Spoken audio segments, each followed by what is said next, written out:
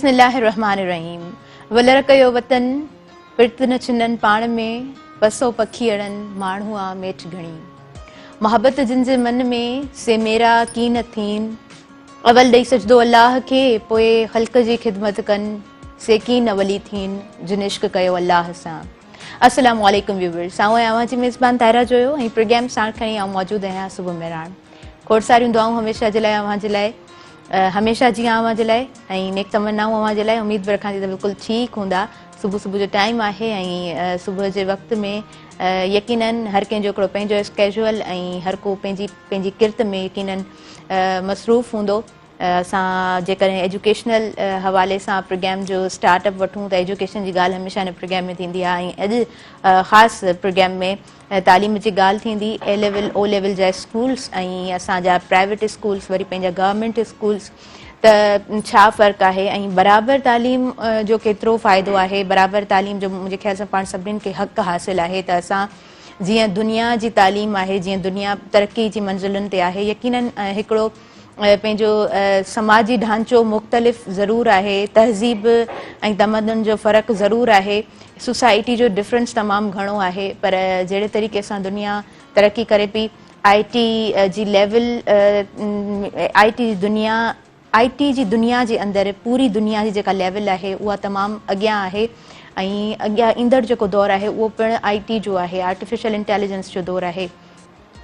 Viewers, starting में ई तालीम जी ॻाल्हि आऊं छो करियां पई, मूं जीअं त पहिरीं बि अव्हां सां इंट्रो में ई ॻाल्हि कई आहे त असांजो अॼु जेको ओवरऑल प्रोग्राम आहे उनमें असां तालीम जी ॻाल्हि कंदासीं, स्कूल्स जी ॻाल्हि कंदासीं, स्कॉलरशिप्स जी ॻाल्हि कंदासीं, कीअं स्कॉलरशिप्स गेन थी सघनि थियूं ऐं कहिड़े तरीक़े सां पसमानदा जेके इलाइक़ा आहिनि उन में शागिर्द स्कॉलरशिप्स गेन करे सघनि था, पंहिंजी तालीम खे बहितर बणाए सघनि था ऐं पंहिंजो हिकिड़ो सुठो मुस्तक़बिल ठाहे सघनि था। हुमा अहसन साहिबा असांजे प्रोग्राम में मौजूदु आहिनि कराची खां ऐं मां जेको आहे सो पहिरीं इंट्रो कराईंदी हलां। हुमा साहिबा, हम आपको वेलकम कहते हैं। हुमा साहिबा अखुवत एजुकेशन सर्विस में ओ स्कूल जी पाण अॻुवाणी करे रहियूं आहिनि ऐं उनखां अलावा जेकर आऊं हुमा अहसान साहिबा जी ॻाल्हि कयां त डेवलपमेंट सेक्टर में पाण पंहिंजो सुठियूं ख़िदमतूं सर अंजाम ॾिनियूं अथऊं। तमामु सुठो संदन एक्सपीरियंस आहे, एजुकेशनिस्ट आहिनि ऐं माना एजुकेशन जे हवाले सां हमेशह ॿियनि खे अवेयर कंदियूं रहियूं आहिनि, ॿारनि खे हिमत अफ़ज़ाई ॾींदियूं रहियूं आहिनि, ॿारनि खे जेको आहे सो अॻियां आणणु चाहिनि पियूं। हुमा साहिबा मैं आपको वेलकम कहती हूँ। अस्सलाम वालेकुम, हैव अ गुड मॉर्निंग। जी वालेकुम अस्सलाम, गुड मॉर्निंग। यस, थैंक यू। आप कैसी हैं? ठीक हैं जी मैं ठीक हूँ, अल्लाह का शुक्र। ज़बरदस्त। अच्छा हुमा साहिबा, आप अपनी खिदमत किस इदारे में सर अंजाम दे रही हैं? थोड़ा आप अपनी जो आपका इदारा है उस हवाले से थोड़ा हमें बताएं, हमारे व्यूवर्स के साथ शेयर करें। जी, अखुवत में मैं काम कर रही हूँ और अखुवत जो है वो पिछले 20 साल से कर्जे अपना दे रहा है जी। और उसके बाद हमने एक प्रोग्राम स्टार्ट किया था कि अगर बिला सूद कर्जा हो सकता है तो बिला सूद बगैर फीस के तालीम भी हो सकती है। बिल्कुल। तो अखुवत के माशाल्लाह अब 4 इदारे हैं, कराची में है, एक चकवाल में है, एक फैसलाबाद है और एक कसूर में है। सही। और कसूर कॉलेज जो है वो माशाल्लाह यूनिवर्सिटी बन गई है और बाकी उसके अलावा हमारे कुछ और प्रोग्राम्स हैं जिसमें अखुवत क्लर्क बैंक भी है, उसमें अखुवत ख्वाजा सिर्फ सपोर्ट प्रोग्राम भी है, अखुवत में हेल्थ सर्विसेज भी प्रोवाइड करते हैं। अच्छा, ज़बरदस्त। अच्छा, अखुवत की मेन हेड ऑफिस कहाँ पर है? हेड ऑफिस हमारा है लाहौर में, लाहौर टाउनशिप में। ठीक है। उसके अलावा हमारे पूरे पाकिस्तान में 800 से ज्यादा दफातर हैं। ओके जी, ओके। अच्छा हुमा साहिबा, होम ब्रिज और अखुवत के बीच में जो तावन है, इसका क्या मकसद है, क्या मिशन है, किस तरह आप इसे क्लियर करेंगी? जी, अखुवत का मकसद ये है कि तालीम सबके लिए आम हो और हर शख्स को इज्जत के साथ जिंदा रहने का हक हो और किसी को किसी के सामने हाथ न फैलाना पड़े। सही। तो अखुवत में होम ब्रिज के साथ जो बिकन हाउस का एक प्रोजेक्ट है उनके साथ कोलैबोरेट किया है कि हम 200 बच्चों को फ्री A लेवल की क्लासेस करवाएंगे ऑनलाइन। सही। اوکے جی اوکے. اچھا اے لیول اور او لیول اس کو آپ کس طرح ایکسپلین کریں گی؟ ہمارے یہ جو عام اسکولس ہیں ان کی ایجوکیشن میں اور اے لیول او لیول میں کیا ڈفرینس ہے؟ اچھا جی، جیسے بورڈ کا ڈفرینس ہوتا ہے نا، اسی طرح سے ہمارا جو او لیولس کا ہوتا ہے وہ کیمبرج کے ساتھ افیلیٹڈ ہے، جی. اور جو باقی آپ کا میٹرک ہے وہ آپ کا جو پنجاب بورڈ ہے، فیڈرل بورڈ ہے، وہ اس کے ساتھ ایسوسیٹڈ ہے. صحیح صحیح. اچھا اس کے علاوہ اسکالرشپس کتنی موجود ہیں؟ آن لائن اسکالرشپس ہیں، درخواست کا طریقہ کار کیا ہے؟ طریقہ کار یہ ہے کہ ہوم بیس کی ویب سائٹ پہ ہم نے ایک فارم اپلوڈ کیا ہوا ہے. اوکے. جو بھی اسٹوڈینٹ اپلائی کرنا چاہتا ہے وہ فارم فل کرے گا، وہ آٹومیٹیکلی وہ ساری انفارمیشن ہوم برج کی ٹیم کے پاس چلی جائے گی. صحیح. پھر اس کے بعد وہ ان کی ریزلٹ کی ویریفیکیشن کریں گے، انٹرویو کریں گے اسٹوڈینٹ کا، اور پھر اس کے بعد خود بھی یہ دیکھے گا کہ وہ مستحق افراد ہیں. صحیح. کیونکہ بہت سارے ایسے لوگ ہیں جو کہ اپنے بچوں کو او لیول بی لیول کروانا چاہتے ہیں لیکن وہ فی نہیں افورڈ کر سکتے اس کی. تو اس کا مقصد ہی یہ ہے کہ وہ بچے جو بریلینٹ ہیں اور او لیول بی لیول کر سکتے ہیں لیکن ان کو جو ہے وہ ان کے پیرنٹس کے پاس اتنے وسائل نہیں ہے کہ وہ ان کو کروا سکیں، تو اس وجہ سے یہ اے لیول ہے. اس میں ایک اور جو مزے کی بات ہے وہ یہ کہ یہ پہلا اے لیول پروگرام ہے پاکستان میں جو آن لائن ہو رہا ہے، ادروائز آپ کو کیمپس پہ آنا پڑتا ہے. جی آئی تھنک سو. جو کووڈ والا ٹائم تھا اس کے بعد آن لائن اسٹڈی اب کافی ایزی ہو گئی ہے، زوم پر کلاسز لینا، کانفرنسز اٹینڈ کرنا، اور یہ رجحان آئی تھنک اب زیادہ بڑھ گیا ہے. اچھا اس کے علاوہ اسکالرشپس کتنی موجود ہیں اور آپ کس طرح بیان کریں گی کہ عورت کے لیے یہ کتنا مفید ہے بااختیار بننا، اور یہ جو اسکالرشپ ہے ان کو کتنا فائدہ پہنچا سکتی ہیں؟ سوال ریپیٹ کیجیے گا پلیز. جی جی ہما صاحبہ میں پوچھنا چاہ رہی تھی آپ سے، آپ تو پہلے ہمیں بتائیے گا کہ اسکالرشپس کتنی موجود ہیں آن لائن، اور اس کے بعد آپ تھوڑا بیان کیجیے گا کہ عورت کے لیے با اختیار بننے میں اسکالرشپس کا یہ جو پروگرام ہے اس کا کتنا رول اہم ہے؟ جی سب سے پہلے تو یہ کہ اخوت ہوم برج کی جو کولیبریشن ہوئی ہے اس کے تحت ہم نے یہ ارادہ کیا ہے کہ ہم 200 بچوں یا بچیوں کو اسکالرشپ دیں گے جو کہ فری اے لیول کی کلاسز لیں گے آن لائن. ٹھیک ہے.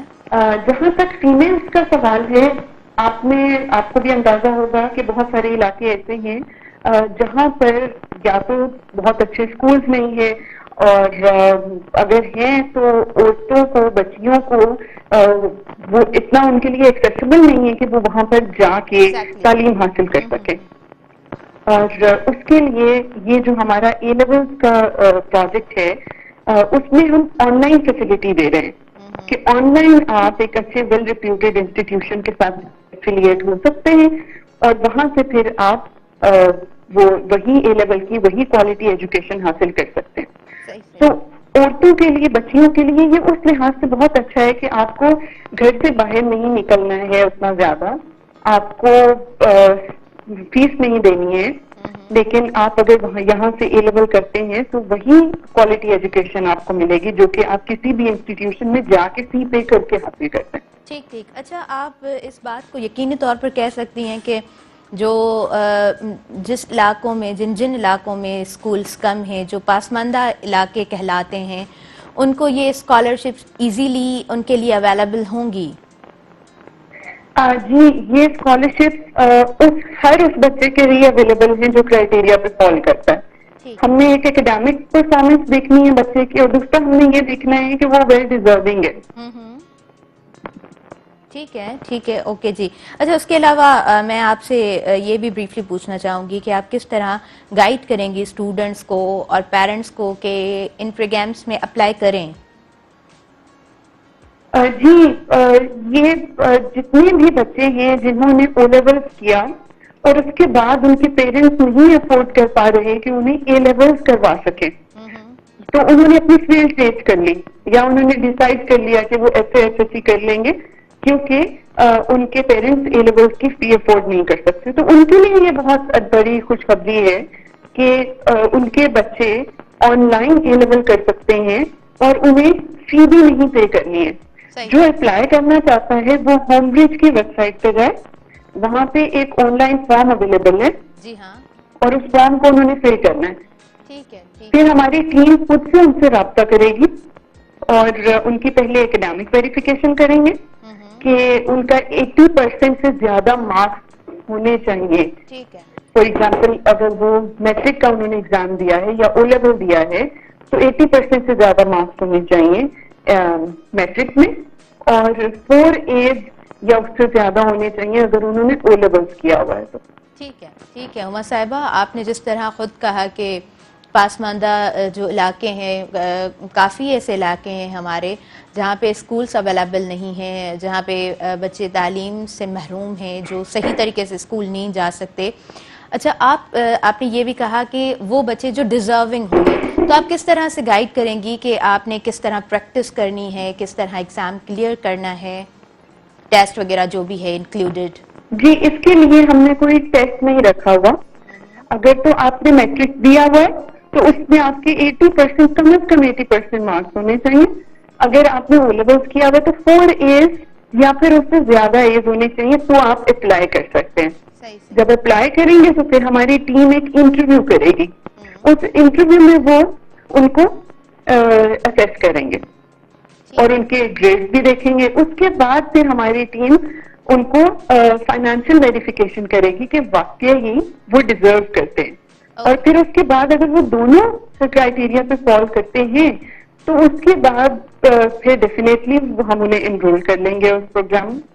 صحیح, صحیح. اچھا عمر صاحبہ, آپ خود کیا سمجھتی ہیں, آپ کس چیز کو زیادہ پریفر کریں گی, آن لائن اسٹڈی ہو یا اکیڈمکلی جس طرح اسٹڈی ہوتی ہے کہ آپ کی پریزنس اور ٹیچر کی پریزنس زیادہ امپورٹنس رکھتی ہے؟ جی, ویسے تو اگر آپ دیکھیں پینڈیمک کے بعد بہت زیادہ رجحان ہو چکا ہے آن لائن ایجوکیشن کی طرف. جیسے آپ کے پاس بہت زیادہ ای بکس اویلیبل ہیں, لیکن بک ریڈنگ جو فزیکل بک ہے اس کو کوئی چیز نہیں ریپلیس کر سکتی ہے, اس کی اپنی ورک ہے. اسی طرح سے جو فزیکل کلاس رومز ہیں ان کی ڈیفینیٹلی ایک ورک ہے. وہ کیوں ہے؟ کیونکہ وہ انٹریکٹیو ہوتے ہیں. تو اگر ہم نے یہ آن لائن پروگرام بنایا بھی ہے تو اس کے اندر بھی ہم نے یہ میک شیور کیا ہے کہ وہ انٹریکٹیو ہوگا.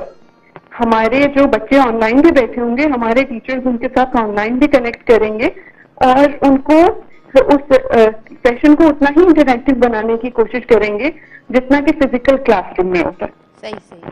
اور تعداد کیا ہوگی بچوں کی آن لائن کلاس کے اندر؟ سوری, آن لائن کلاس جب کنڈکٹ کی جائے گی تو بچوں کی تعداد کتنی ہے؟ لائک کچھ ایجنڈا تو ہوگا, کوئی پلاننگ تو ہوگی آلریڈی. جی, ہمارے پاس ہمارا ٹارگیٹ یہ ہے کہ ہم نے 200 اسٹوڈینٹ کو انرول کرنا ہے اس پروگرام میں, کہ 200 بچوں کو ہم نے یہ اسکالرشپ دینی ہے. لیکن ہم 200 بچوں کو ایک کلاس روم میں نہیں ڈالیں گے. 25 سے زیادہ ہم بچے ایک کلاس روم میں نہیں ڈالیں گے تاکہ ٹیچر ہر اسٹوڈینٹ کو انڈیویجول اٹینشن دے سکے. ٹھیک, ٹھیک. اچھا, اخوت ایجوکیشن سروس کے حوالے سے ہم تھوڑی بات کریں گے کہ ان کا ایکچولی کیا مشن ہے, آگے ان کی کیا پلاننگ سے ایجوکیشن کے میدان میں وہ کس طرح اپنا پیورلی ایک رول پلے کرنا چاہتے ہیں. آپ کس طرح اس چیز کو ایکسپلین کریں گی؟ جی, سب سے پہلی چیز تو یہ ہے کہ زیادہ تر ادارے پہلے آپ سے فیس لیتے ہیں, اس کے بعد آپ کو وہ داخلہ دیتے ہیں. جی, اخوت کا سب سے جو بڑا ویژن ہے وہ یہ کہ ہر بچے کو تعلیم حاصل کرنے کا حق ہو اور اس کو فیس کی فکر نہ ہو.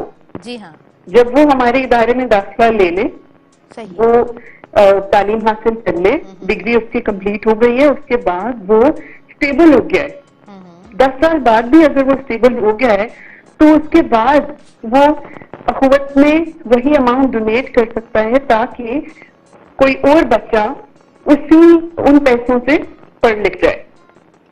اب ہمارا کیونکہ مقصد یہ ہے کہ ہم زیادہ سے زیادہ بچوں کو پڑھائیں اور جو آؤٹ آف اسکول بچے ہیں ان کی تعداد کم ہو. صحیح, تو اس کے لیے سب سے پہلے تو جو انسٹیٹیوشنز میں نے آپ کو بتایا کہ 4 انسٹیٹیوشنز ہیں اخوت کے, اس کے علاوہ 300 اسکول اخوت میں گورنمنٹ کے اڈاپٹ کیے ہوئے. صحیح, تو اسی طرح سے ہم یہ چاہیں گے کہ ہم زیادہ سے زیادہ بچوں کو انرول کر سکیں اور کوالٹی ایجوکیشن پہ کام کریں. کوالٹی آف ایجوکیشن جو کہ ہم چاہتے ہیں کہ اوور آل پاکستان میں یہ چیز ہو. برابر تعلیم کا حق ہر انسان کو حاصل ہے. آپ اس چیز کو کس طرح ایکسپلین کریں گی کہ ہاں ہر انسان کو برابر تعلیم کا حق حاصل ہے؟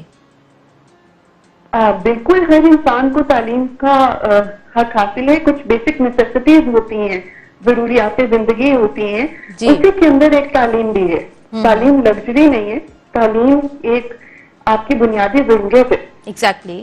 تو ظاہری سی بات ہے کہ ہر انسان کو تعلیم حاصل کرنے کا حق ہونا چاہیے. ہمارے ارد گرد ہیں لوگ جن کو ہم ہیلپ کر سکتے ہیں ایجوکیٹ کرنے میں, ہمیں وہ بھی کرنا چاہیے. اگر ہمارے جس طرح ہم ایک ادارے میں کام کر رہے ہیں قوت میں, اس میں ہماری یہ کوشش ہے زیادہ سے زیادہ بچوں کو ہم ایجوکیٹ کر سکیں.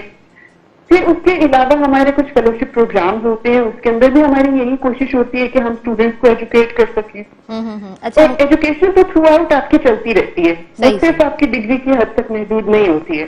ہاں بالکل بالکل, یہ تو آپ نے بالکل صحیح کہا کہ ڈگری کی حد تک موجود نہیں ہوتی. ایجوکیشن تو ہمیشہ انسان کی چلتی رہتی ہے, ہم ہمیشہ سیکھتے ہی رہتے ہیں کچھ نہ کچھ. اچھا ہما صاحبہ, میں پوچھنا چاہ رہی تھی کہ آپ تھوڑا ایکسپلین کریں اخوت اور ہوم برج کے بیچ میں جو تعاون تھا یہ کتنا ضروری تھا, اور کس طرح پلاننگ تھی, اور کس طرح کام اسٹارٹ ہوا. آپ یہ ہمارے ساتھ اور ہمارے ویورز کے ساتھ شیئر کریں گی؟ جی, ایکچولی اخوت جو ہے وہ اخوت کا مقصد ہی یہ ہے, جیسے میں نے پہلے کہا کہ اخوت کا مقصد ہی یہ ہے کہ ہر طبقے کو انکلوڈ کیا جائے. ہم نہ تو کسی ایک مذہب پہ کام کرتے ہیں, نہ ہم کسی ایک ذات پہ کام کرتے ہیں. ہمارا کام ہے انسانیت کے لیے. تو ہم ہر کسی کے لیے کام کرنا چاہتے ہیں. اب بہت سارے ایسے سفید پوش لوگ موجود ہیں جو کہ اپنے بچوں کو او لیول کروانا چاہتے ہیں, وہ کروا لیا انہوں نے, اس کے بعد اب ان کے پاس نہیں ہے اتنے پیسے کہ وہ ان کو اے لیول کروا سکے. تو اس کے لیے ہم نے ہوم برج کے ساتھ کولیبوریٹ کیا کہ انہوں نے جو آن لائن پروگرام بنایا ہے, وہ آن لائن پروگرام ہر اس جگہ پہ پہنچے جہاں پہ اے لیولز کی اور او لیولز کی ایجوکیشن نہیں موجود ہے. صحیح صحیح. اچھا اوور آل پاکستان میں ہے؟ جی جی, ہم یہ پورے پاکستان میں اسپریڈ کرنا چاہ رہے ہیں. اب اگر ہم فزیکل کلاسز کرتے ہیں تو اس کے لیے آپ دیکھیں کہ آپ ہر جگہ پہ نہیں پہنچ سکتے ہو, لیکن on line a level classes with same quality of education جو کہ آپ کو ان پرسن کلاسز میں ملتی ہے, اس کے لیے آپ ڈفرینٹ جگہوں پہ پہنچ سکتے ہو, زیادہ سے زیادہ دور علاقوں میں بھی پہنچ سکتے ہو. ایگزیکٹلی آپ بالکل صحیح کہہ رہی ہیں. اچھا, یہ جو ایک سلوگن چلتا ہے نا کہ one nation and one syllabus, میرے خیال سے یہ پروگرام پورا اس پہ اتر رہا ہے. جی, ون نیشن ون سلیبس ہو سکتا ہے definitely, as per as it is not compromising the quality. Okay fine. اچھا عمر صاحبہ, آپ کا کتنا ایکسپیرینس ہے اوور آل ڈیولپمنٹ سیکٹر میں, اور ابھی تو ماشاءاللہ سے اخوت ایجوکیشن سروس کے ساتھ آپ کام کر رہی ہیں, کتنے سال آپ نے ایجوکیشن پرپز کو دیے ہیں, ڈیولپمنٹ سیکٹر کو دیے ہیں؟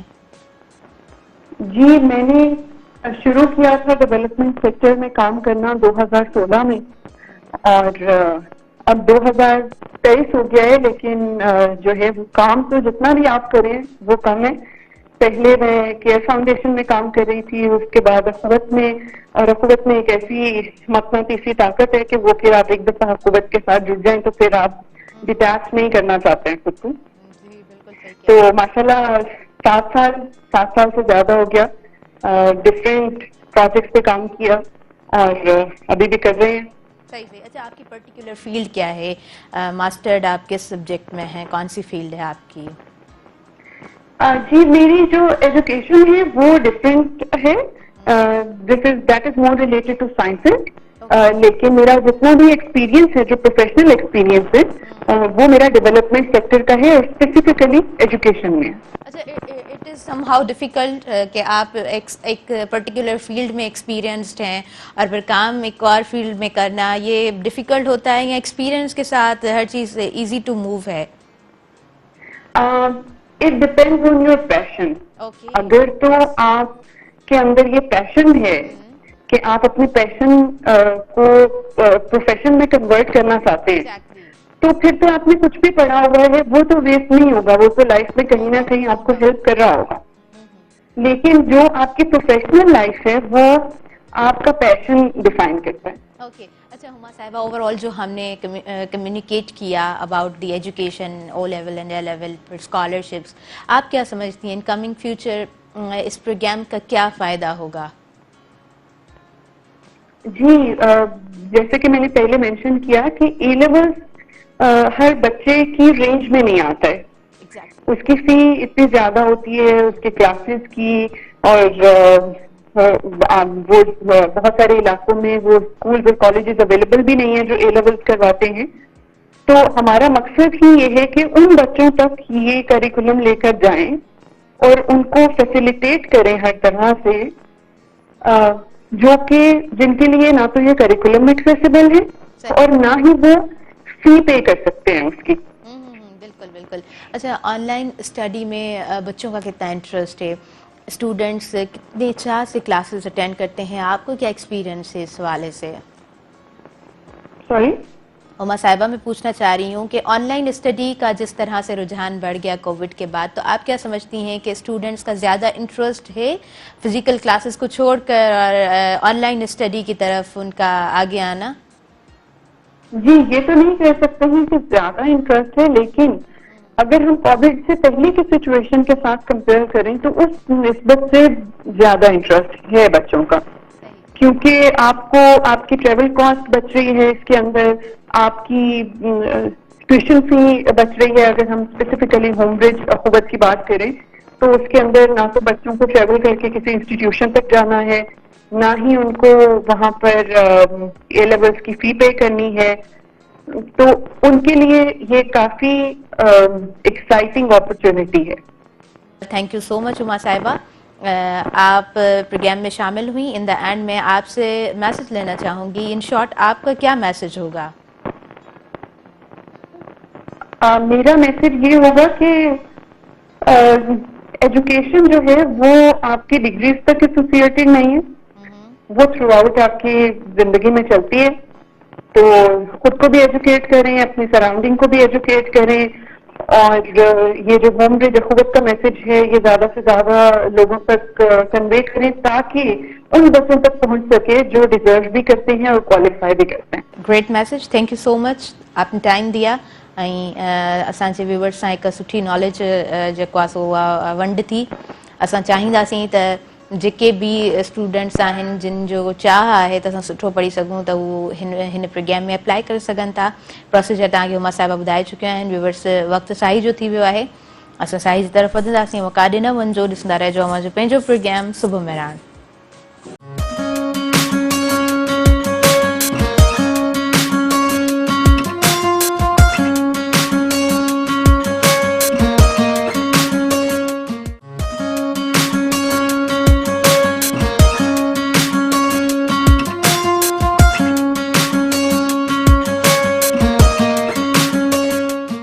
सभिनी ॾिसंदड़नि खे ऐं ॿीहर भलीकार चवां थी अचे पंहिंजे प्रोग्राम सुबुह मेराण में. प्रोग्राम हिन वक़्तु स्क्रीन ते लाइव हली रहियो आहे ऐं स्क्रीन ते ॾिनल नंबर पिणु हली रहियो आहे.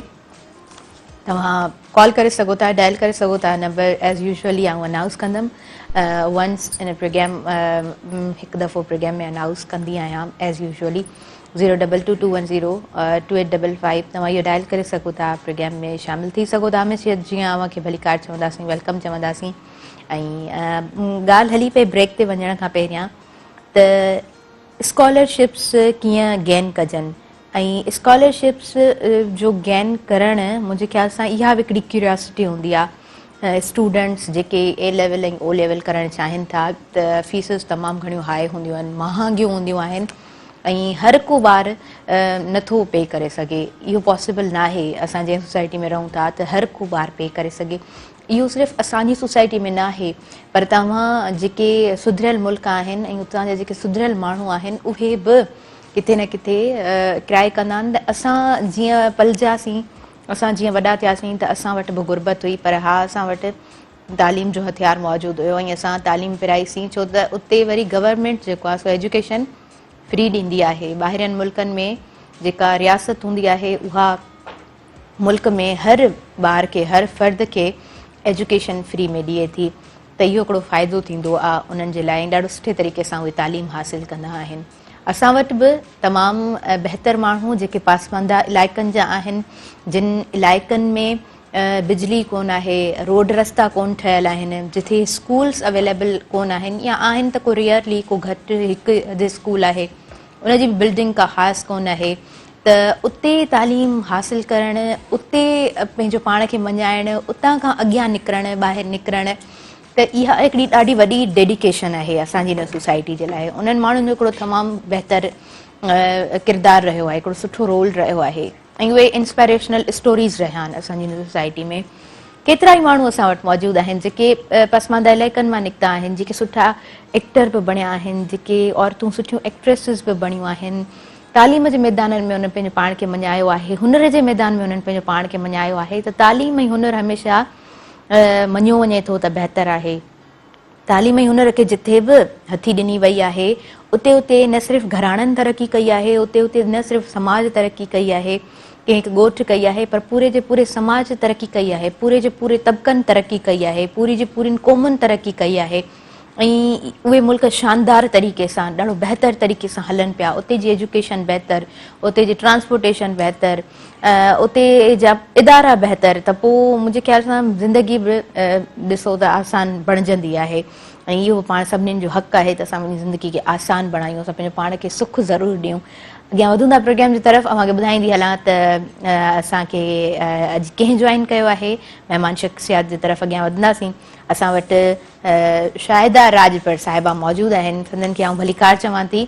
अस्सलाम वालेकुम, कीअं आहियो? ठीकु आहियो? माशाअल्लाह ज़बरदस्त। अच्छा, तव्हां चयो तव्हां कंहिं तारीफ़ जा मोहताज कोन आहियो, माशाअल्लाह सां हींअर पूरी सिंध तव्हांखे सुञाणे थी, न सिर्फ़ु औरतूं पर असांजा ॿाहिरि ऐं जे इदारे सां तव्हांजो पंहिंजो आहे, माशाअल्लाह सां तव्हां प्रेसिडेंट आहियो। सो कीअं आहे इदारो, कीअं कमकार हले पियो women business chamber, women chamber जो? जी women chamber of commerce and industry नालो आहे ऐं उनजी मां चेयरपर्सन ऐं फाउंडर प्रेसिडेंट आहियां।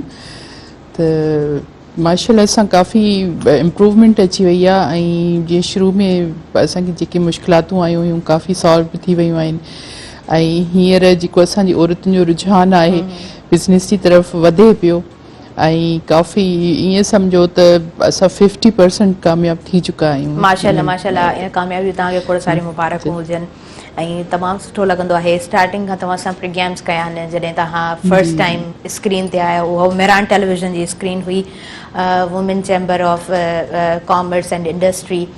यकीनन तव्हां वाक़िफ़ आहियो इन नाले खां। औरतुनि जो गॾिजणु, औरतुनि जो हुनर जे मैदान में अॻियां थियणु, औरतुनि जो अॻुभरो थियणु ऐं मिडिल मैन खे ख़तमु करणु, इहा हिकिड़ी वॾी ॻाल्हि आहे असांजी सोसाइटी में। अदी केतिरियूं शुरूआत में मुश्किलातूं पेश आयूं ऐं हाणे वरी माशाअल्लाह सां 50% कामयाबी, तमामु वॾी कामयाबी आहे। तमामु वॾी कामयाबी आहे ऐं जीअं हिकिड़ो त बिज़नेस ॾिठो वेंदो आहे त सिर्फ़ु मर्दनि जो जॾहिं बिज़नेस जो माइंड में ईंदी आहे शइ त इहो ईंदो आहे त भई मर्दनि जो कमु आहे, औरतुनि जो कमु न आहे। ऐं सिर्फ़ु टेक्सटाइल में असांजूं कुझु औरतूं हुयूं जेके डिज़ाइनिंग में या जेके सेल एंड बाय वारो जेके हिकिड़ो कमु हूंदो आहे उन में हुयूं असांजूं औरतूं, पर हींअर माशाअल्लाह सां असांजी जेके औरतूं आहिनि उहो होम मेड जेके शयूं आहिनि, जीअं घरेलू फैक्ट्री सम्झिजे, उन्हनि ते असांजी औरतूं अची वियूं आहिनि। जी हाणे उहो मतिलबु घर में ई पंहिंजे अहिड़ियूं नंढियूं नंढियूं शयूं, अहिड़ियूं नंढियूं नंढियूं फैक्ट्री लॻाए कमु कनि पियूं त जीअं मतिलबु उहो पंहिंजे घर खे सपोर्ट करे सघनि। उन हवाले सां जीअं असांजो मतिलबु अॻु में हुयो त भई माइनि खे सम्झ में न ईंदी असांखे करिणो छा आहे, त हींअर उन्हनि खे जेके ट्रेनिंग्स मिलियूं आहिनि उन खां पोइ हुननि खे इहा ख़बर पई आहे त औरतूं कहिड़ो कहिड़ो कमु करे सघनि थियूं ऐं कहिड़े कहिड़े उन में मैदान में हुननि खे अॻिते वधण जो हिकिड़ा मौक़ा मिली सघनि था। ऐं उन में असांजी गवर्नमेंट बि काफ़ी साथ ॾिनो आहे ऐं हींअर असांजी ॻाल्हि ॿोल बि हले पई सिटी गवर्नमेंट सां, त उन्हनि बि असांखे काफ़ी दिलासो ॾिनो आहे त भई असां तव्हां सां इन शइ में गॾु आहियूं, ऐं जेके औरतूं घर वेठे कमु करणु चाहिनि पियूं ऐं पंहिंजो बिज़नेस बि रजिस्टर कनि पियूं त उन्हनि खे असां सपोर्ट कंदासीं।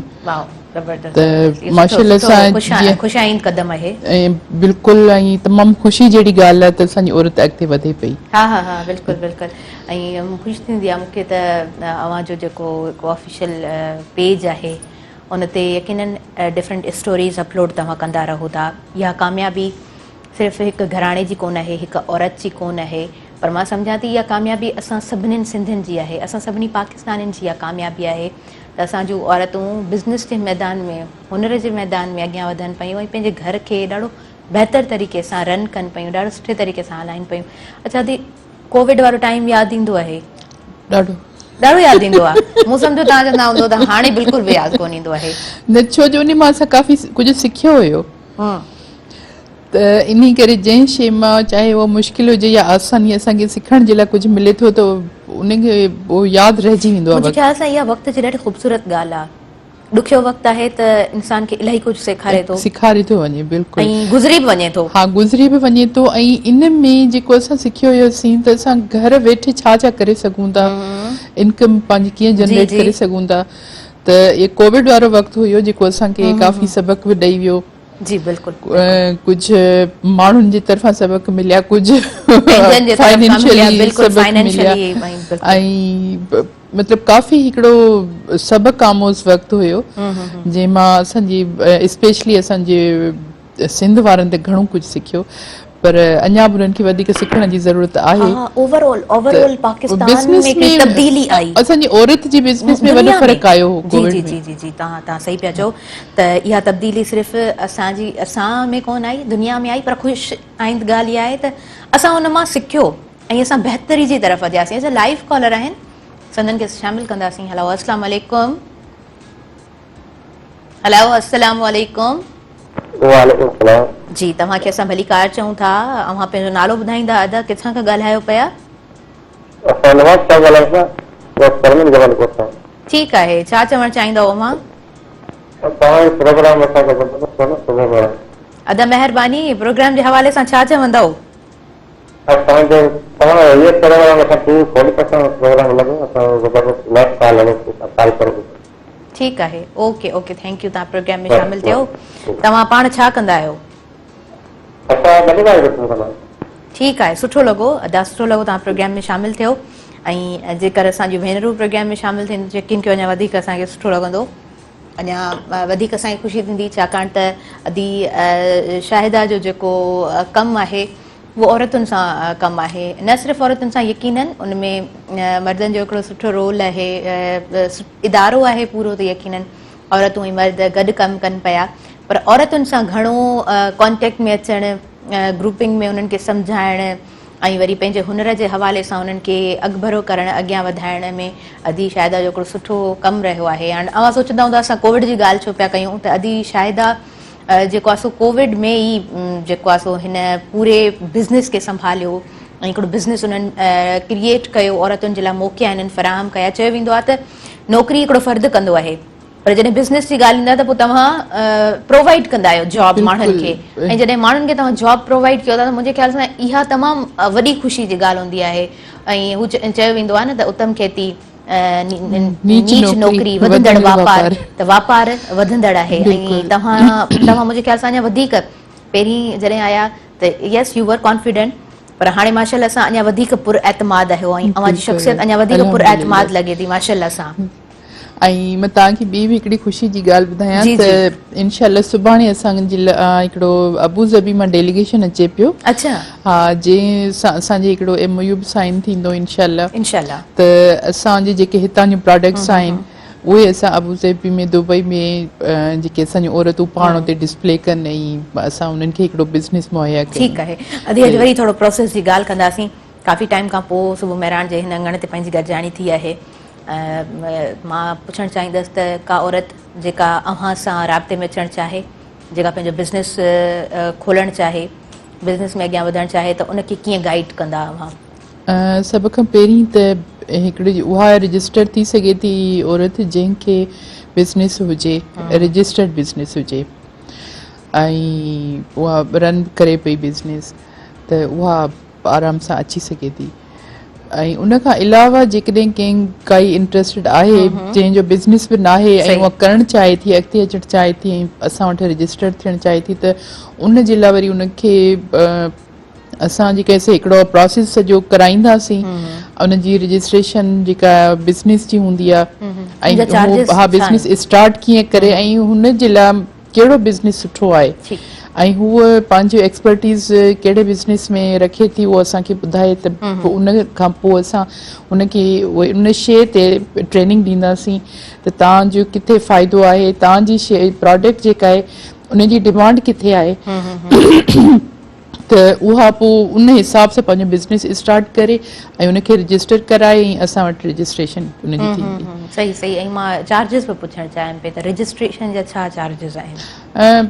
असां फ़िलहाल त एॾा कोन रखिया आहिनि, त मूंखे ख़बर आहे त असांजे सिंध जा हालात काफ़ी ख़राबु आहिनि फाइनेंशियली, त इन करे जेका असांजी स्टार्ट रजिस्ट्रेशन आहे उहा 5000 आहे ऐं असां उन खां पोइ ओके स्टिल 5000 आहे, बिकॉज़ तव्हां लास्ट टाइम बि ॿुधायो त 5000 ई रजिस्ट्रेशन जी फी आहे। सो सुठी ॻाल्हि आहे। हूअं त ॾींहों ॾींहुं जेको आहे सो महांगाई कर खणे पई, पर तव्हां फिक्स आहियो। ओके ओके जी व्यूअर्स, वक़्तु थी वियो आहे न्यूज़ ब्रेक जो। न्यूज़ ब्रेक जी तरफ़ वधंदासीं और जल्दी सां हाज़िर थियूं था पंहिंजे प्रोग्राम सुबुह मेहरान में।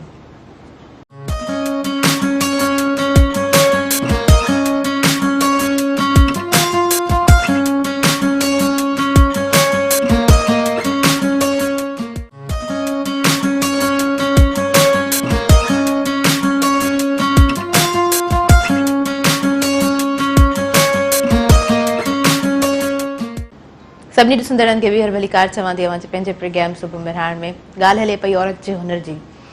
औरत जिते जिते हुनरमंद आहे मुंहिंजे ख़्याल सां उहे फैमिलीज़ ख़ुशहाल फैमिलीज़ आहिनि, पर असां वटि कुझु अलमें अहिड़ी तरह आहे त असां वटि माशाअल्लाह सां इहा तमामु बहितर ॻाल्हि आहे, ख़ुशी जी ॻाल्हि आहे त असां वटि सिंध जे मुख़्तलिफ़ इलाइक़नि में ॾिसो, हर घर में ॾिसो औरत ॾाढी महिनत कश आहे, औरत हुनरमंद आहे। हर घर में अव्हांखे का न का अहिड़ी औरत मिलंदी, हिकु न ॿ न, पर मुंहिंजे ख़्याल सां जेको औरतुनि जो तादाद घरनि में मौजूदु आहे, ॾाढी हुनरमंद सलीक़ेमंद औरतूं हूंदियूं आहिनि जेके पंहिंजे ख़ानदान सां गॾु हर शइ खे ॾाढो सुठे तरीक़े सां हलाइण जी कोशिशि ज़रूरु कंदियूं आहिनि। पोइ हाणे हालात साथ ॾियनि था नथा ॾियनि, रिश्ता साथ ॾियनि था नथा ॾियनि, इहा हिकिड़ी अलॻि ॻाल्हि आहे, इहो हिकिड़ो अलॻि बहस आहे। मुंहिंजे ख़्याल सां इहो वञी किथे न किथे साइकोलॉजी जी फील्ड सां टचअप इन जो आहे ऐं इन ॻाल्हि खे जेकॾहिं आऊं हिन प्रोग्राम में डिस्कस कंदसि त मुंहिंजे ख़्याल सां असां वटि टाइम जी थोरी कमी ज़रूरु आहे, त पर्टिकुलर हिकु अलॻि टॉपिक ते जेको आहे सो प्रोग्राम कंडक्ट करिणो पवंदो। औरत जे हुनर खे जेकर हथी मिले त मुंहिंजे ख़्याल सां असांजो हीउ समाज ॾाढो सुठे तरीक़े सां तरक़ी करे सघे थो, तरक़ी जी हुन राह ते हली सघे थो ऐं हिकु ख़ूबसूरत मंज़िल माणे सघे थो। औरत जे हुनर खे दुनिया मञे थी, औरत जो हुनर हिकिड़ो महिनत कश हुनर आहे। असां जेकर औरत जे हुनर जी ॻाल्हि कयूं था, हिन सोसाइटी जी ॻाल्हि कयूं त मुंहिंजे ख़्याल सां रजिस्टर्ड जेके बिज़नेस आहिनि उनजे पोयां लॉन्ग टर्म प्लानिंग हूंदी आहे ऐं जेका लॉन्ग टर्म प्लानिंग आहे उहा अव्हांजी कामयाबी जो राज़ ज़रूरु बणिजंदी। सो अव्हां जेको बि बिज़नेस कयो पिया, मिडिल मैन खे हटाए छॾियो ऐं पंहिंजे बिज़नेस खे रजिस्टर करायो, सुठे तरीक़े सां बिज़नेस कयो ऐं सुठे तरीक़े सां बिज़नेस कंदा त यकीन कयो न सिर्फ़ु अव्हांजो घर, पर अव्हां जे अंडर में जेके बि अव्हांजा फैमिली मेंबर्स आहिनि, जेतिरा बि ख़ानदान में माण्हू आहिनि, अव्हां उन्हनि जी ज़िंदगी ख़ुशहाल ज़रूरु बणाए सघो था। इहा हिकिड़ी 100% प्योर ॻाल्हि आहे जेका मां आवाज़ शेयर करे रही आहियां। यकीननि ऐं श्योरिटी सां चई सघां थी त तव्हां हिन ॻाल्हि सां मुतफ़िक़ ज़रूरु हूंदा। व्यूअर्स, असांजे प्रोग्राम में ॿिया महिमान अची चुका आहिनि, सो अॻियां वधूं था। तव्हांखे ॿुधाईंदी हलां त नईमा हज़ूर साहिबा असांजे प्रोग्राम में मौजूदु आहिनि ऐं सिंध यूनिवर्सिटी में असां वटि आर्ट्स एंड डिज़ाइनिंग जो शोबो मौजूदु आहे। तमामु बहितरीनु ॾाढो ख़ूबसूरत डिपार्टमेंट आहे, जहिड़ो अंदरि खां ॾिसण में ॿाहिरि खां ख़ूबसूरत आहे ओतिरो अंदरि ख़ूबसूरत आहे ऐं उनजी स्टडी बि ॾाढी बहितर आहे। ॿी ॻाल्हि त जेका तमामु बहितर ॻाल्हि आहे त उते प्रैक्टिकल जेको वर्क आहे उहो तमामु घणो करायो वेंदो आहे। अच्छा, हुमा साहिबा टेक्सटाइल डिज़ाइनर आहिनि ऐं सेक्रेटरी जनरल बि आहिनि जेको चैम्बर आहे, women business chamber of commerce and industry में पाण पंहिंजूं ख़िदमतूं सरअंजाम ॾेई रहियूं आहिनि। सिंधनि खे असां भलीकार चऊं था। अस्सलामु अलैकुम, हैव अ गुड मॉर्निंग। अल्हम्दुलिल्लाह अल्हम्दुलिल्लाह, ऐं बिल्कुलु ठीकु आहियां। नईमा साहिबा, तव्हां ठीकु आहियो? बिल्कुलु ठीकु आहे, मां ठीकु आहियां। माशाल्लाह माशाल्लाह, ज़बरदस्त। अच्छा, कीअं तव्हांजो कमकार हले पियो हिकिड़ो चैम्बर में, ॿियो वरी माशाल्लाह सां यूनिवर्सिटी में, त कीअं मैनेज कंदा आहियो ॿई साइड? यूनिवर्सिटी में त जॉब जेका आहे उहा सुबुह जो हूंदी आहे, त उहो माण्हू मंझंदि ताईं जॉब करे ऐं पोइ शाम जो या जेके बि वर्क्स हूंदा आहिनि चेंबर जा असां पोइ इवनिंग में करे वठंदा आहियूं, या थोरो घणो हेठि मथे मैनेज थी वेंदो आहे। ॿ कम खणबा या ॿ गॾु शयूं थींदियूं त ज़ाहिर आहे मैनेजमेंट तव्हांखे पाण खे थोरो उन हिसाब सां करिणो पवंदो आहे, त गॾु थी वेंदा आहिनि। बिल्कुलु बिल्कुलु, हा, उहो इज़ीली स्मूथली मैनेज थी वेंदो आहे। माशाल्लाह जी, ज़बरदस्त। अच्छा, औरत जो हुनरमंद हुअणु केतिरो ज़रूरी आहे, इन शइ खे तव्हां कीअं एक्सप्लेन कंदा? औरत जो हुनरमंद हुजणु इन लाइ ज़रूरी आहे छो जो असां वटि असांजे मुआशरे में जेको औरत वटि हुनर त इलाही हूअं बि आहिनि, उनखे उहो कीअं अॻियां खणी अचनि ऐं कीअं कारोबार में उहो कन्वर्ट कनि उन शइ खे, त जीअं असां कारोबार वधाए पंहिंजो हिकिड़ो इकोनॉमी ऐं जेको हिकिड़ो घर जो ख़र्च में साथ ॾियणु औरतुनि खे, त उहो वधीक सुठो आहे। त जीअं हू सिखी बि सघंदियूं ऐं घर वेही रुगो कमकार घर जा न कंदियूं, बल्कि उहो पंहिंजो हुनर बि हलाए सघंदियूं। त हुनरमंद हिकिड़े हिसाब में थोरो घणो हुनर औरत खे हुजणु ज़रूरी आहे। मुश्किल वक़्त में उहो हुनर उनजो साथ ॾेई सघे थो ऐं अॻियां उहो कुझु बि उन जे थ्रू करे सघे थी कमु। वाह, ज़बरदस्त। बिल्कुलु बिल्कुलु तव्हां सही चओ पिया। हुनरमंद औरत जेकर आहे त उहा चवंदा आहिनि न त ख़ाली हथ कॾहिं बि उहा औरत नथी वेही सघे, ॾुखे वक़्त में उहो हुनर हुनजो ज़रूरु हिकु बहितर साथी जीअं साथ निभाए थो। अच्छा, उनखां अलावा मुंहिंजे ख़्याल सां असां जेका ॻाल्हि कई पिए अदी शायदि सां मां ॻाल्हि कई पिए त कोविड वारो टाइम ऐं उनखां पोइ जेको ऑनलाइन बिज़नेस जो रुझान वधियो आहे, अव्हां कीअं कॉन्ट्रीब्यूट कंदा? अव्हां केतिरो ॾिठो त औरतूं घर वेठे उन टाइम खे उन्हनि यूटिलाइज़ कयो आहे, still they are doing their great job? उहो इन हिसाब सां ॾिठो वञे थो त कोविड में इलाही माण्हुनि जी जॉब्स हली वियूं, मतिलबु इलाही कंपनीज़ ऐं फैक्ट्रीज़ जेके बि आहिनि इंडस्ट्री में माण्हू कढिया पिए, छो जो असां वटि इनकम ई जनरेट न थी, सॼो मुल्क बंदि हुयो ऐं कोविड जे हिसाब सां बीमारी बि वधे पई, त माण्हू जहिड़ो मेंटली डिप्रेशन में हला विया, दिमाग़ी तौर ते हू सोचनि पिया त हाणे असां छा कयूं, असां वटि खाइण पीअण लाइ कुझु हुजण जे लाइ ज़ाहिर पैसो हुजणु ज़रूरी आहे। त कुझु न कुझु माइनि पंहिंजो कारोबार ऑनलाइन वेठे खोलियो, त जीअं घर वेठे असां सॼी दुनिया या पूरे मुल्क में कीअं था कारोबार करे सघूं। त सोशल मीडिया मुंहिंजे ख़्याल में बहितरीनु प्लेटफॉर्म आहे जंहिंजे थ्रू औरत पंहिंजो बहितरीनु कमु करे सघे थी मुंहिंजे ख़्याल में। त हा, बिल्कुलु बिल्कुलु तव्हां सही चओ पिया। डिफरेंट प्लेटफॉर्म्स आहिनि ऐं उहे जेकॾहिं प्रॉपर तरीक़े सां यूज़ कया वञनि।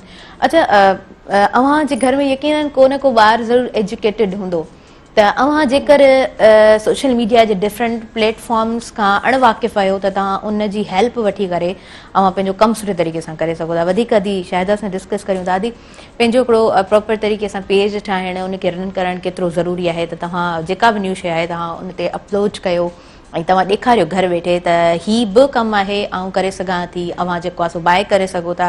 मुंहिंजे ख़्याल सां सोशल मीडिया जो वाक़ई ॾाढो सुठो अहम किरदारु आहे। सही चई रहिया आहियो त सोशल मीडिया असांजो तमामु वॾो साथ ॾिनो आहे, स्पेशली असां औरतुनि जो। त जंहिंमें असां जेके घर वेठे ई नंढा नंढा बिज़नेस स्टार्ट कया त असां सोशल मीडिया खां ई स्टार्ट कया हुयासीं। स्पेशली जेको तव्हां कोविड जो ज़िक्र कयो त उन में सोशल मीडिया ई सभिनी जो साथ ॾिनो हुयो। त उन में जेके नवां नवां बिज़नेस क्रिएट बि थिया हुया ऐं हर कंहिंखे हिकिड़ो मतिलबु ज़हन विढ़ाइण में लॻो पियो त भई मां छा कयां, सोशल मीडिया ते मुंहिंजी हिकिड़ी शइ अची वञे ऐं मूंखे हिकिड़े उन मां इनकम जनरेट थिए। त सोशल मीडिया जो वॾो हिकिड़ो किरदारु रहियो आहे ऐं मां इहो चाहींदमि त जीअं ॾिसो असां वटि मां शुरू में बि इहा ई ॻाल्हि कंदी आहियां त जेसीं ताईं असांखे मर्द जी सपोर्ट आहे त असां शींहं आहियूं। मर्द खे औरत जी सपोर्ट आहे त उहो बि हिकिड़ो कामयाबु बिज़नेसमैन थी सघे थो ऐं उअं ई औरत बि कामयाबु बिज़नेस वूमन थी सघे थी जेकॾहिं उनखे मर्द जी सपोर्ट आहे। त असां वटि काफ़ी अहिड़नि हंधनि ते तव्हां वेंदो त औरत खे मोबाइल हलाइण बि कोन ईंदी आहे ऐं उहा उनखे ऑपरेट करणु त पर जी ॻाल्हि, पर उन्हनि खे हथ में बि न ॾींदा आहिनि।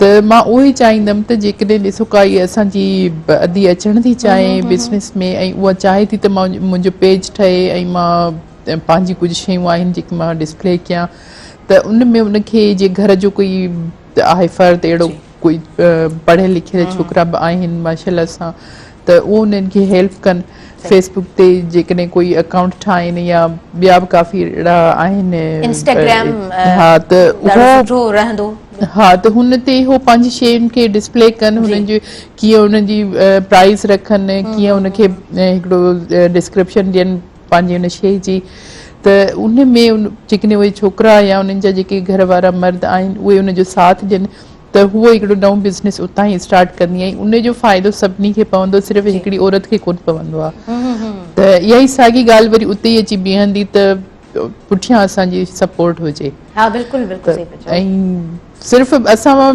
हली ई न करे सघूं था त असां ॿिन्ही खे हिक ॿिए जी सपोर्ट जी ज़रूरत आहे हर ॻाल्हि में बैलेंस्ड हुअण तमामु बिल्कुलु हाँ त उहो असांजो जेकॾहिं अकाउंट ॾिसो ठाहे थी जंहिंखे ख़बर न आहे हींअर त माशाल्लाह असां काफ़ी अहिड़ियूं असांजूं अदियूं आहिनि जिन खे थोरो घणो मोबाइल त हलाइण अची थो वञे पर कुझु इलाइक़ा अहिड़ा आहिनि जिते कमु त कनि थियूं पर उन्हनि खे मोबाइल हलाइण जी परमिशन बि कोन्हे का अचे बि कोन थो त उते मां चाहींदमि त जेके असांजा मर्द हज़रात आहिनि उहे उन्हनि जो साथ ॾियनि ऐं हुननि जूं जेके शयूं आहिनि काफ़ी हुनर आहे तव्हांखे ख़बर आहे असांजी सिंध जेका आहे सभु जेसीं ताईं औरत खे घर में कोई हुनर नथो अचे त उनखे चइजे त भई डफर सम्झो वेंदो आहे उनखे चवंदा आहिनि त इहे उहो अणॼाण आहे हिन वीचारी खे त का शइ कोन थी अचे सुई में सॻो विझणु कोन थो अचे त असांजे लाइ सुई में सॻो विझणु माना उहो लाज़मी आहे सही चओ पिया बिल्कुलु सही चओ पिया हिकु सिंध जी औरत हुजण जे नाते मां सम्झां थी त औरत हुनरमंद बि हूंदी आहे सलीक़ेमंद बि हूंदी आहे जीअं त मूं पहिरीं ई चयो त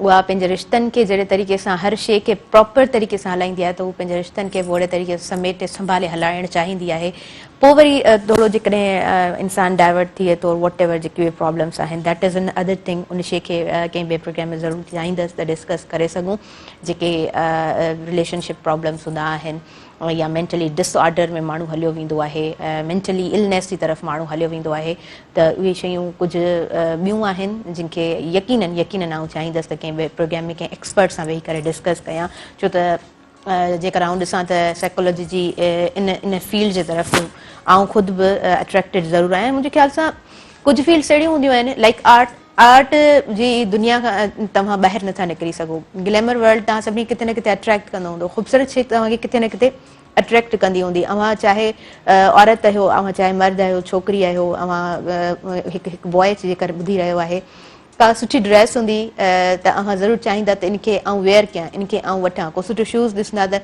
हा मुंहिंजी पर्सनैलिटी अञा वधीक ख़ूबसूरत रहंदी इन सां त कुझु शयुनि मां असां ॿाहिरि कोन निकिरी सघंदा आहियूं त मुंहिंजे ख़्याल सां कुझु फील्ड्स जेके आहिनि उन्हनि जा जेके उन जूं जेके टर्मिनोलॉजीज़ आहिनि उन्हनि खां असांखे अवेयर ज़रूरु हुअणु खपे अच्छा जेकर आउं अव्हां खां पुछां त सोशल मीडिया ते एक्सपोज़ करणु पोस्ट करणु उनजे लाइ हैशटैग्स केतिरा ज़रूरी हूंदा आहिनि ऐं केतिरो ज़रूरी आहे त तव्हां जेको आहे सो पंहिंजी ऑडियंस वधायो अव्हांजा व्यूवर्स वधीक हुजनि अव्हां कोई क्लिप रखो था त उनजे लाइ वधीक आहे बहितर त तव्हांजा वधीक फॉलोवर्स हुअणु खपनि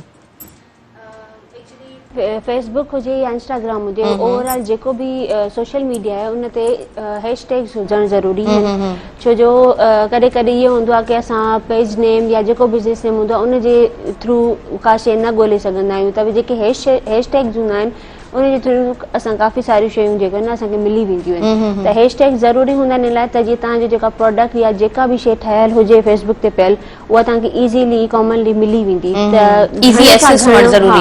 घणे खां घणा माण्हू रीच कंदा ऐं घणे खां घणा माण्हुनि खे न उन शइ जी ख़बर पवंदी आहे इन खां अलावा इहो बि आहे त ज़रूरी न आहे असां सिर्फ़ु प्रोडक्ट जी तस्वीर कढी ऐं ठाहे ठुके रखी छॾियूं पर उनजे पोयां कीअं थी उहा प्रोडक्ट ठहे उनजो प्रोसेस कीअं थो थिए हिकिड़ी पूरी असांखे स्टोरी क्रिएट करिणी पवंदी आहे जंहिंजे थ्रू ख़बर पए माण्हुनि खे त हा हिनजे पोयां केतिरी महिनत लॻी रही आहे या हीअ शइ असां अगरि वठूं था त उहा शइ कहिड़े तरीक़े सां ऐं कहिड़े नमूने सां असां वटि अची रही आहे इन ते बि काफ़ी सारे ट्रेनिंग्स बि मुंहिंजे ख़्याल में जॾहिं कोविड आयो हुयो त फेसबुक वारनि फ्री ट्रेनिंग्स वुमेन्स जे लाइ स्पेशली कढियूं हुयूं त जीअं जेके औरतूं घर वेठियूं आहिनि या कोविड में हू ट्रेनिंग्स करे पंहिंजो कारोबार करे सघनि थियूं त उहे इन शइ मां सिखनि ऐं पंहिंजो कारोबार कनि सिर्फ़ु फेसबुक न काफ़ी औरतुनि खे फेसबुक हलाइण बि न ईंदो आहे जीअं तव्हां सवेर बि ॻाल्हि कई त उन्हनि खे ट्रेनिंग्स बि ॾिनियूं वञनि त व्हाट्सएप ईज़ी आहे जंहिंजे थ्रू हू ईज़ीली जेको आहे न व्हाट्सएप ते बि बिज़नेस करे सघनि था छो जो व्हाट्सएप बिज़नेस बि उन्हनि हिकिड़ो कढियो आहे